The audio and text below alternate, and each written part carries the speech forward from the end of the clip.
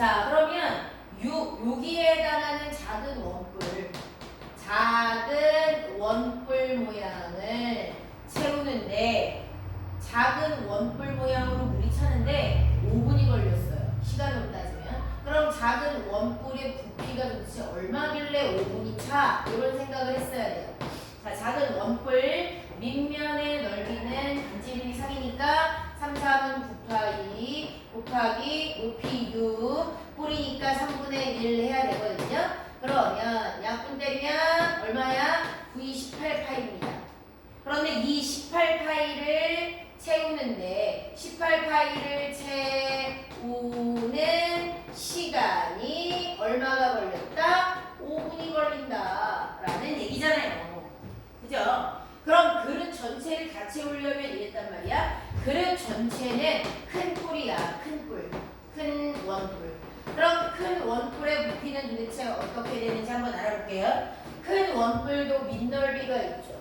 반지름이 9니까 9, 9, 81. 높이는 여기서부터 여기니까 18이네요. 그래서 9, 9, 81파이 곱하기 높이 그리고 뿌리니까 얘도 3분의 1 해줘야죠.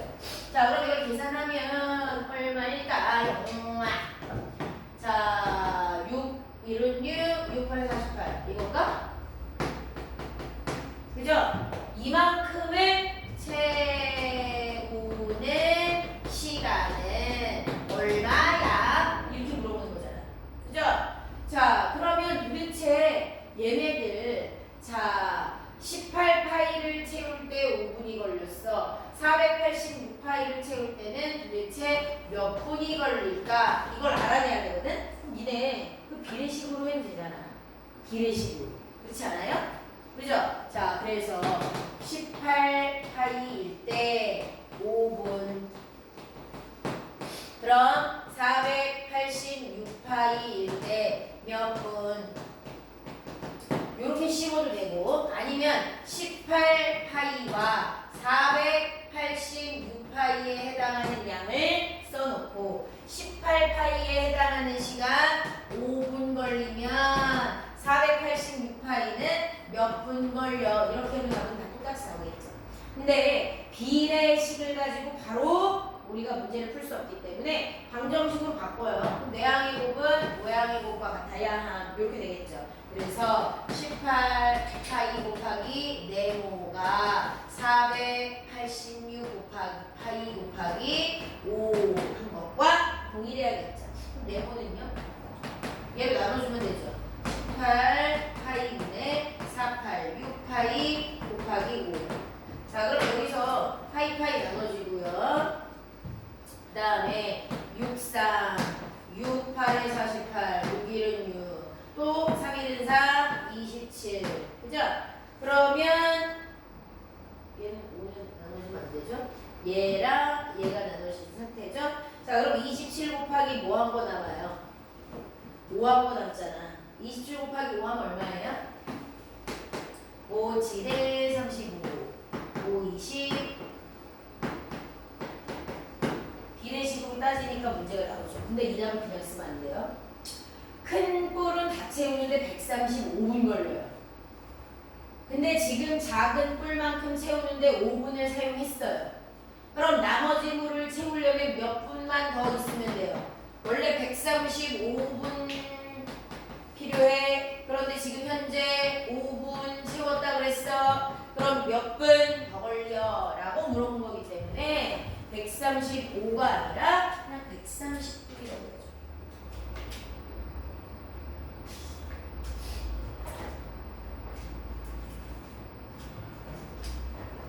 비례식을 이용하면 좀 더 편리하게 문제를 해결할 수 있었습니다.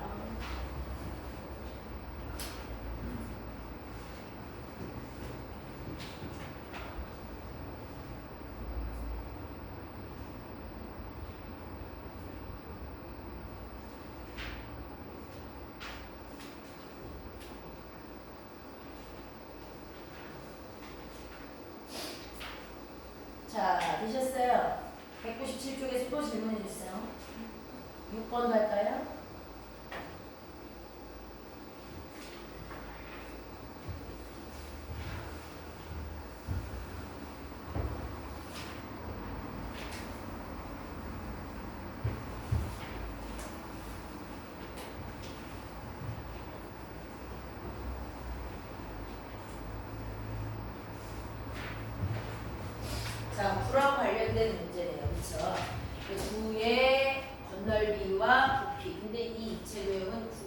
잘렸어요.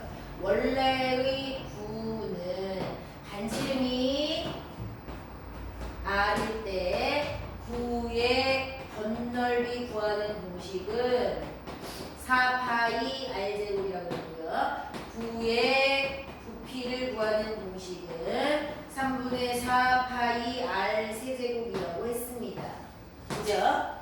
자, 부피는 이 구 모양의 어떤 입체 도형 안에 무언가 물질을 꽉꽉 집어 넣었을 때의 개념이고, 건널비는 이 동글동글한 구 면적의 넓이를 어떻게 구할까라는 걸 생각해서 아주 작은 노끈으로 감아서 우리가 바닥에 다시 펼쳐놓고 그 끈의 평면에 해당하는 넓이를 구했을 때 이런 공식이 나온다고 했어요. 그죠? 자, 그런데 지금 얘는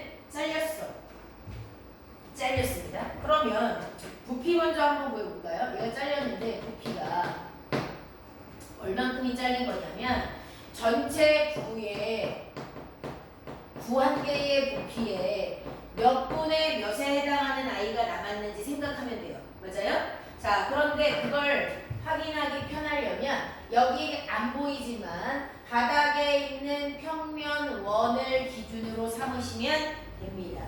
바닥에 있는 평면 원을 한번 살펴볼게요. 안 보여? 가운데 있어서 구는 평면 가운데 있는 구의 중심을 지나는 평면이 안 보이잖아요. 그런데 여기 120도 부분이 잘렸어요. 여기가 잘려져 나간 거야. 가운데 있는 평면의 입장에서. 그러면 원을 기준으로 120도만큼이 잘렸다. 60도 2개만큼이 잘렸다. 그러면 여기가 120도만큼이 사라지고 나머지가 남아있는 거예요. 맞아요? 바닥에 있는 평면에서. 근데 잘 봐. 이렇게 잘라서 위에 반구, 아래에 반구가 있어요. 아래쪽 반구는 다 남아있어요. 그죠? 아래쪽에 반구는 다 남아있습니다. 그럼 여기 밑에 있는 건 9의 2분의 1이에요. 그럼 위에 있는 9도 2분의 1인데 그 2분의 1 중에 밑에서 봤을 때 120도, 근데 전체는 평면을 기준으로 보면 360도. 360도에 해당하는 원의 중심 중에 120도에 해당하는 조각이 잘려져 나간 거예요. 맞아요? 맞죠? 그러면 위쪽에 있는 반구의 3분의 1, 360 중에 120, 3분의 1이 날아간 거잖아. 부피가. 안 그래요? 그러면 여기 위를 120도에 해당하는 거, 여기 9 볼록, 그 다음에 이쪽도 120에 해당하는 반구 볼록, 120에 해당하는 반구 볼록, 원래가 다 있으면 360도에 해당하는 반구가 있어야 되는데 그 중에 얘가 날아갔으니까 위쪽 반구의 3분의 2만 남아있다는 뜻이에요. 맞아요? 그러면 위쪽에 있는 반구를 120도짜리 3개라고 치면 아래도 120도짜리 3개가 있겠죠. 그럼 전체 6조각 중에 한 조각이 빠져나간 거네요. 부피는. 맞아요? 그래서 전체 구의 부피 중에 위에 3개, 아래 3개라고 했을 때 전체 6개 중에 요 한 조각이 빠져나갔으니까 6분의 5만큼만 남겨져 있다. 이해가요? 내용 이해갔어요? 네, 이렇게 해서 생각을 하시면 돼요. 자, 그럼 구의 부피 구하는 공식에다가 집어넣어 볼게요. 3분의 4 파이 r이 얼마야? 3. 그러면 3의 세제곱 곱하기 전체 말고 6분의 2 빠져나갔으니까 6분의 5만 나갔어. 이게 남은 부피. 그죠? 자, 그럼 계산을 한번 해봅시다. 3 하나 날라가고요. 3 하나 날라가요. 그죠? 2개. 다시 3 하나 날라가고 여기 2요. 그 다음에 2와 약분해서 2요. 그럼 2 곱하기 3 곱하기 5네요. 그죠? 얼마예요? 38. 됐습니까? 자, 그럼 이런 개념으로 건널비도 접근을 해야 돼요. 밑에 있는 반구는 공면이 다 체크가 되어 있어요. 자, 이건 이제 부피 개념이었고요. 자, 이제 건널비. 그럼 건널비도 원래 구의 겉넓이 중에 지금 여기 6분의 1에 해당하는 공면이 사라진 거잖아요. 그죠? 그러면 6분의 5가 똑같이 남는 거 이거 맞아요. 근데 이건 구의 동글동글한 겉면이에요. 내가 무슨 얘기를 하려고 그러지? 잘라낸 단면이 새로 생겼어. 동글동글한 그 겉면적은 부피 계산처럼 6분의 5만큼 남았다는 게 맞는데 잘라내서 생긴 단면이 있죠. 이쪽에 칼을 집어넣었잖아. 그럼 여기 반지름 이만큼 이 평면이 새로 생긴 거예요. 그죠? 여기 원의 중심에서 여기까지가 반지름이니까 3이고요. 중심각 90도짜리. 이쪽으로 직각을 끼웠대요. 90도짜리 새로운 평면이 생겼고요. 오른쪽도요. 부채꼴 모양의 평면이 생겼고요. 그 다음에 밑에 딱 쳤잖아. 여기도 평면인데 아래에서 보면 이거 부채꼴 모양이에요. 120도짜리 평면이에요.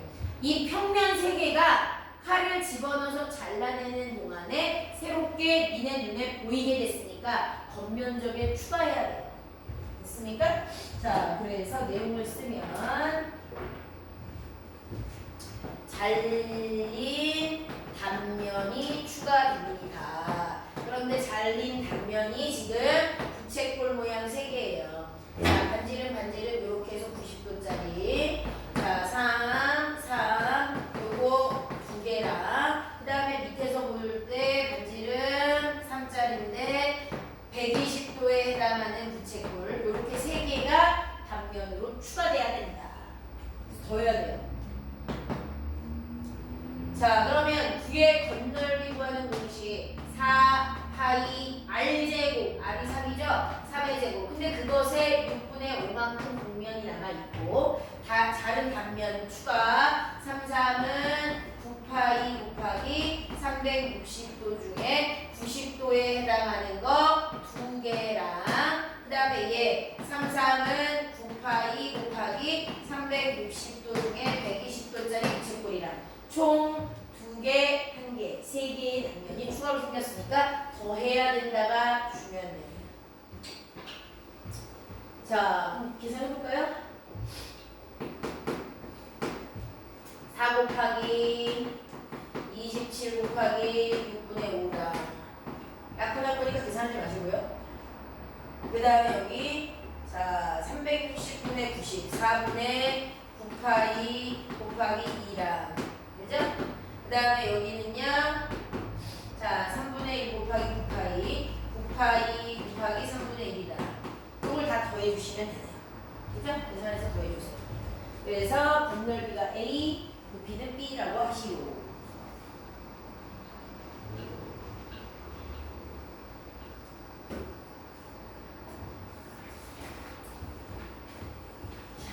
되셨어요? 계산은 안 할 거예요. 니들이 하세요.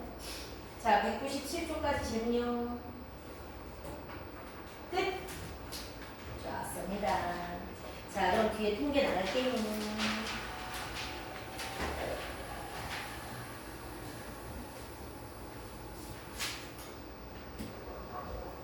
자, 200쪽. 와, 이거 중3에 옛날에 중3 때 했던 내용이 1학년 이야기거든. 지금 현재 3학년 교재에 나오는 거야, 대표가.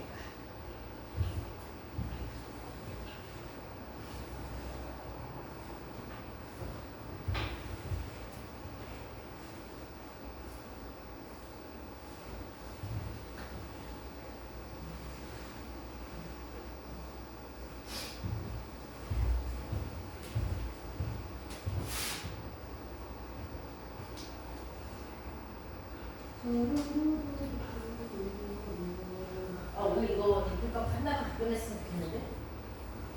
여러분들에게 숙제를 가져갔어요. 그치? 어? 뭘 말지? 2학년 거? 알케미 받았나? 이걸 숙제 받았어요. 이거 목요일까지 하면 되잖아. 이거는 다음 주 목요일까지 있잖아. 여기 있잖아. 한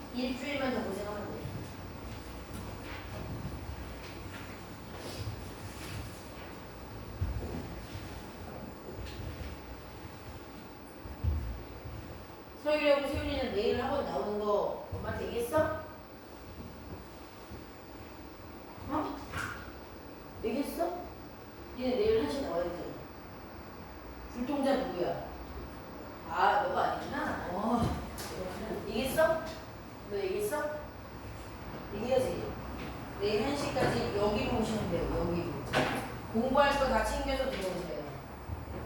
공부할 거 챙겨서 들어오셔야 돼요. 그래서 니네가 가지고 있는 교재 시험 범위 다시 풀이하고 공부를 3시간 한 다음에 그리고 나서 뭐 한다? 그리고 나서 제시어 보고 집에 퇴근한다. 알겠죠? 자, 그럼 오늘은 대표값에 대해서 얘기할게요. 이게 이제 뭐냐면 통계라는 단어는 하나 남았는데 여기 되게 쉬워요. 되게 쉽습니다. 복잡한 게 하나도 없어. 그리고 니네가 이미 알고 있는 건데 알고 있는 것도 할 거예요. 자, 대표값은 뭐냐면 이런 거야. 야, 우리가 4반반이잖아.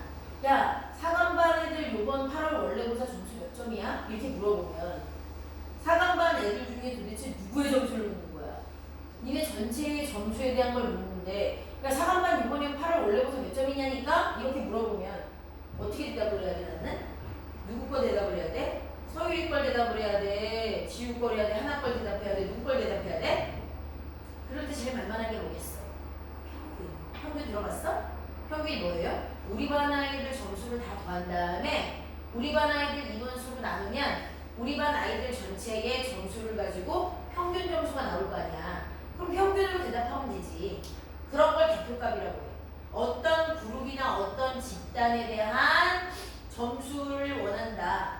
그럼 뭘로 말할래? 각 개인의 점수들이 있는데 누구의 점수를 말할래? 아니야. 그냥 평균을 얘기해. 그게 그 4반반 점수의 대표값이 되는 거야. 대표값 중에 가장 일반적인 게 바로 뭐다? 평균이야. 그럼 내가 만약에 이번에 학교에서 니 학교에서 초등학교에서 시험 보니? 학교에서 시험 뭐 봐? 단원 평가 봐? 몇 과목 봐? 한 4-5과목 봐?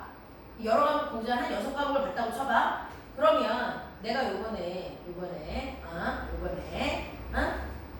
자, 서율이 이번 단원평가 점수 몇 점 맞았어? 내가 너한테 물어본다? 그럼 네가 6개 과목을 봤는데 어떤 과목의 점수를 얘기해야 되지? 뽁뽁뽁 이럴까? 안 그래. 보통 내가 너 이번에 단원평가 몇 점이야? 라고 물어보면 내가 본 6과목 점수를 다 더한 다음에 나누기 6을 해서 평균으로 대답하게 돼. 저 평균이 몇 점이야? 저 평균 몇 점이에요? 이러잖아. 그 평균이 어떤 개인에 대한 대표값 내지는 어떤 집단에 대한 대표값이 되는 거야. 그 대표값은 그런 겁니다. 그런 거. 알겠어? 자, 그럼 대표값에 대한 정확한 용어 한번 더 짚어볼게요. 자, 별량. 별량이 뭐냐면 어떤 자료를 숫자로 표현하는 거. 자, 지금 좀 전에 점수를 얘기했으니까 8월달 수학 각각의 점수. 이것도 별량. 아니야, 우리 반의 몸무게를 한번 알아볼까? 그럼 각각의 몸무게도 별량. 아니야, 우리 반의 키를 알아볼까? 각각의 키도 별량. 숫자로 표현할 수 있는 모든 것을 별량이라고 얘기해요. 그러면 대표값은 자료 전체, 개인의 자료일 수도 있고 어떤 반의 자료일 수도 있어. 그 자료 전체의 중심 경향이나 특징을 대표할 수 있는 숫자로 표현된 값, 이게 대표값이야. 그 중에 제일 많이 쓰이는 게 뭐라고? 평균. 이런 거야. 야, 우리 반 애들 몸무게 어때? 기다려봐. 몸무게 평균 계산해서 얘기해줄게. 야, 우리 반 애들 키는 어떠니? 잠깐만요. 키를 다 구한 다음에 평균으로 얘기해드릴게요. 보통 이렇게 얘기하거든. 그죠? 그래서 대표값 중에 가장 많이 쓰이는 게 바로 평균입니다. 자, 그럼 평균은요. 평균을 구하는 방법은 알고 있지만 한 번 더 정리하자면 별량의 총합, 점수의 총합을 몇 명이서 받냐? 별량의 개수로 나눈다. 아니면 한 명의 점수야. 과목 점수의 총합 몇 과목으로 받냐? 뭐 이런 거예요. 그죠? 평균은 항상 별량을 다 더한 다음에 몇 개예요? 그 별량이 별량의 개수로 나누면 평균값이 나오는 겁니다. 이해가요? 자, 그러면 요거 한번 해볼게. 요거. 자, 잠깐만. 자, 뭐 너무 쉬우니까 패스하자. 자, 그 다음에 중앙값이라는 게 있어. 잘 봐. 우리 반 애들 수학 점수가 얘는 80점, 얘는 88점, 얘는 뭐 92점, 얘는 90점, 98점, 뭐 89점 이렇다고 해. 점수가 80점, 90점대 거의 비슷하잖아. 그러면 그 반의 점수를 얘기하라 그럴 때 평균을 얘기해도 각각의 점수하고 평균의 차이가 많이 안 나니까 보통 이럴 때는 평균으로 대답을 하거든. 근데 내가 미술 수행평가를 요즘에 한참 니네가 보고 있다고 해서 물어봤더니 얘는 1점, 얘는 100점, 얘는 92점, 얘는 4점 막 이래. 그럼 만약에 이걸 가지고 평균을 구하면 점수가 100점도 아니고 4점도 아닌 어디 중간에 50몇 점이 나올 거 아니야. 그러면 야 4반반 애들 미술 수행평가 50점이래. 그렇게 얘기했을 때 얘는 아닌데 난 4점밖에 안 됐는데 얘 되게 이상할 거고 아닌데 난 100점인데 왜 50점이라고 얘기해? 기분 나쁠 거잖아. 그러니까 평균으로 얘기할 때 되게 애매한 값들이 있어. 이게 뭐냐면 그 집단 아이들의 점수의 폭이 너무 크게 차이가 나면 평균을 얘기하면 다른 사람들이 오해해. 그 반 아이들의 점수를 다 그걸로 착각한단 말이야. 그러니까 대표값으로 평균을 쓰지 못할 때 쓰는 방법이 중앙값이야. 중앙값은 뭐냐면 니네가 가지고 있는 별량을 제일 낮은 값에서 높은 값으로 순서대로 나열을 한 다음에 한가운데에 있는 값을 그냥 얘기하고 마는 거야. 왜? 야 누구는 100점 받고 누구는 빵점 있어서 평균 얘기하면 네가 우리 반 아이들 점수 오해할 것 같아. 그냥 가운데 등수에 거 알려주고 말게. 그게 우리 반 요번에 대표값이야. 이렇게 얘기하는 거야. 이해가? 자, 그래서 여기 수행평가 점수가 나와 있어요. 6점 맞은 애, 3점 맞은 애, 4점 맞은 애, 9점 맞은 애, 7점 맞은 애. 그럼 평균을 구하면 각각의 점수랑 굉장히 좀 차이가 나는 갸우뚱 이런 점수대가 나올 것이다. 그래서 나열을 해. 작은 순서대로 3점, 4점, 6점, 7점, 9점, 5명의 점수야. 그래서 4반반에 5명의 점수 대표값으로 몇 점이야? 몇 점이라고 대답한다고? 6점. 근데 오해하지 마. 이거 평균 아니야. 그냥 제일 가운데 등수 점수야. 이렇게 얘기하는 거야. 됐어? 이렇게 얘기할 수도 있어요. 어떤 집단이나 개인의 대표값을 평균으로 얘기하면 오해할 것 같은데 이럴 때는 그냥 가운데 있는 점수를 얘기해주고 말아. 자, 그 다음에 이건 지금 수행평가가 5명이서 본 거야. 근데 얘는 6명이서 봤어. 그 6명의 대표값을 얘기해야 돼. 그럼 다시 점수를 나열해. 2점 맞은 애, 4점 맞은 애, 5점 맞은 애, 8점 맞은 애, 9점 맞은 애, 10점 맞은 애, 6명. 자, 이것도 평균을 얘기하면 오해할 것 같아서 중앙값으로 말하고 싶어. 근데 가운데 등수가 몇 등이야? 3등이야? 4등이야? 별량의 개수가 짝수개면 한가운데 떨어져 있는 애가 없잖아. 얘는 별량의 개수가 홀수니까 가운데 3등이 가운데 점수야. 근데 만약에 6명이 누가 가운데 등수야? 3등이야 4등이야? 아니잖아. 그죠? 짝수개면 그냥 가운데 있는 거 2개만 뽑아서 평균으로 얘기하면 돼. 그럼 5 더하기 8 한 다음에 2명의 평균이잖아. 나누기 2. 가운데 있는 2명의 평균을 얘기해도 중앙값을 써주는 거야. 이해가요? 그래서 중앙값은 평균을 얘기하면 큰일 날 것 같은 이런 상황. 그럴 때 그냥 야 중앙법 얘기해줄게 그러고 만다고. 됐어? 그게 그 반의 또는 그 사람의 대표값이 될 때도 있는 거야. 됐죠? 중앙값. 자, 그 다음에 또 대표값으로 쓸 수 있는 게 뭐가 있는지 한번 볼까요? 최빈값. 최빈값. 자, 이게 뭐냐면 자, 최빈값은 야 그 반 애들 점수 중에 제일 점수가 많이 나온 점수가 몇 점이냐? 이렇게 물어볼 때. 그럼 이건 평균을 물어보는 것도 아니고, 그죠? 애매해서 중앙값으로 말하는 것도 아닌 거야. 점수 중에 어떤 점수가 제일 많아? 그 반 애들은 이걸 묻는 거야. 가장 많은 빈도로 등장한 별량을 뽑아서 그냥 대답해줘 이런 거야. 평균도 됐고 중앙값도 됐어. 그냥 가장 많은 애들이 몇 점인지가 궁금해. 이런 거야. 몇 점이 제일 많은 학생인지 알고 싶어. 니네 반 애들은. 이런 거죠. 10점짜리가 제일 많은지 90점짜리가 제일 많은지 80점짜리가 제일 많은지 그 빈도를 확인하고 싶은 거야. 그게 바로 최빈값이야. 그럼 잘 봐. 여기서 1점 맞은 애 1명, 4점 맞은 애도 1명, 1명씩 있는 건 최빈값이 될 수 없겠지. 8점이 2명 나왔어? 아니다. 3명이다.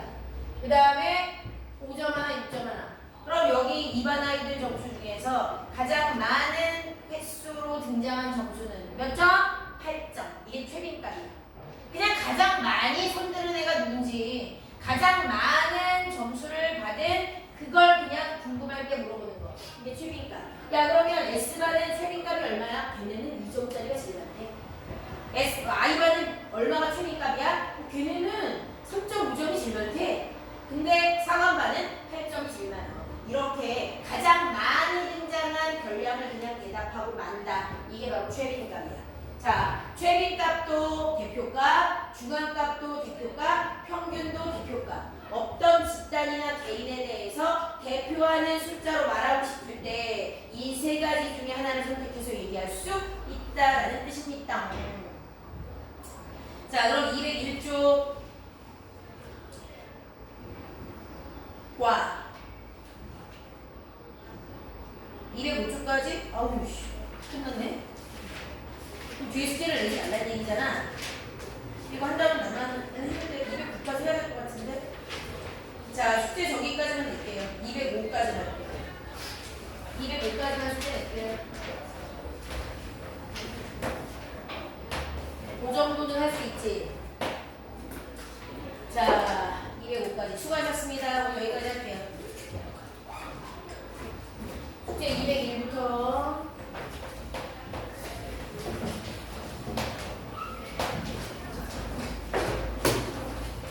얘들아 다음 주는 월요일이 아니라 그냥 목요일날 한다고 했어. 그죠?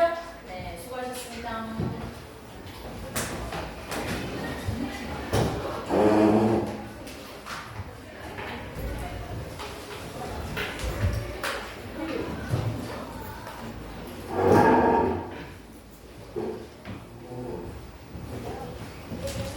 잘 가.